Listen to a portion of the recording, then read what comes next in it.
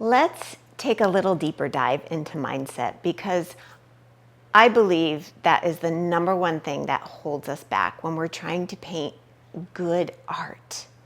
It keeps us from going deeper into the art, which is what we intuitively crave but don't always know how to express.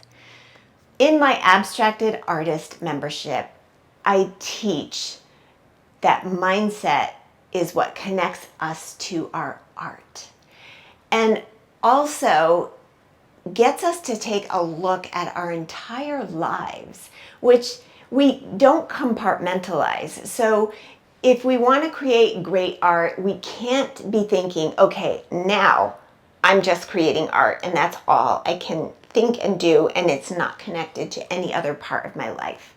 And now I am traveling because I love it, or I am cooking a gourmet meal because I love cooking, or I'm hiking, I'm doing yoga, I'm whatever it is that you love to do. We are all multi-passionate people. And the trick is to not separate those things from our art. It's what makes us unique, what makes us us. And it has to come out in our art, or it just will fall flat.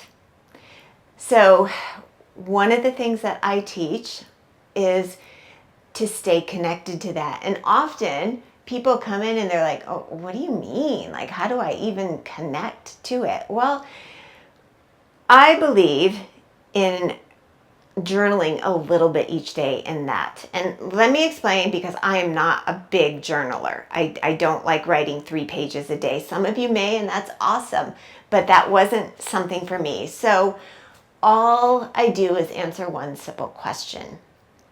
And it could just be something like, what did I connect with the most this week? And I take a minute and reflect on that. And I have all these questions in the Abstracted Artist, so it's one quick question a day for those that want to go deeper. And the magic of it is to bring this awareness out in the open of what we connect to. And before you know it, it starts opening your eyes to, oh, I've always been drawn to sunsets, even though I never painted. But now I notice, I may not be painting sunsets, but it's those colors. So there's this connection, and how do I bring more of it in there? And it's this incredible process of just discovering who you are at a deeper level.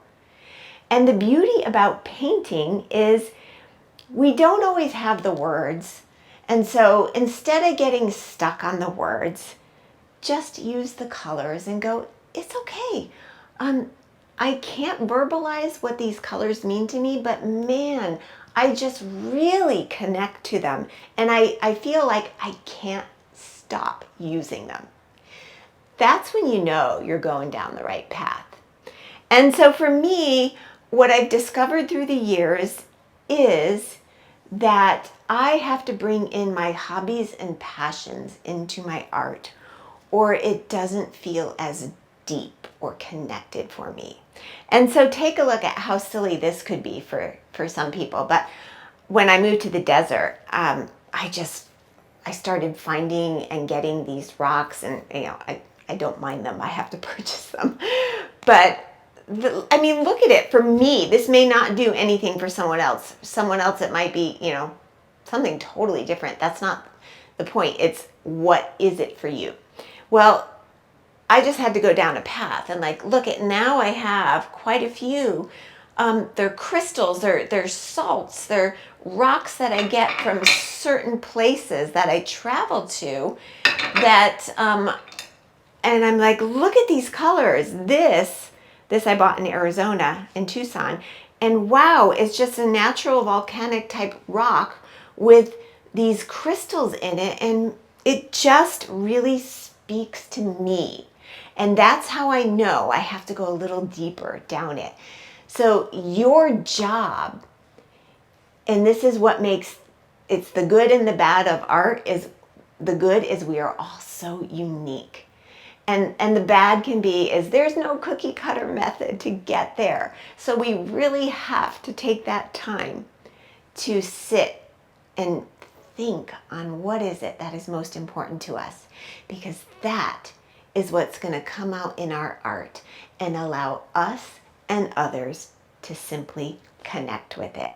So take that time and figure out what is it about you, and then start giving yourself permission to bring it in your art. And I think you're going to love where it goes.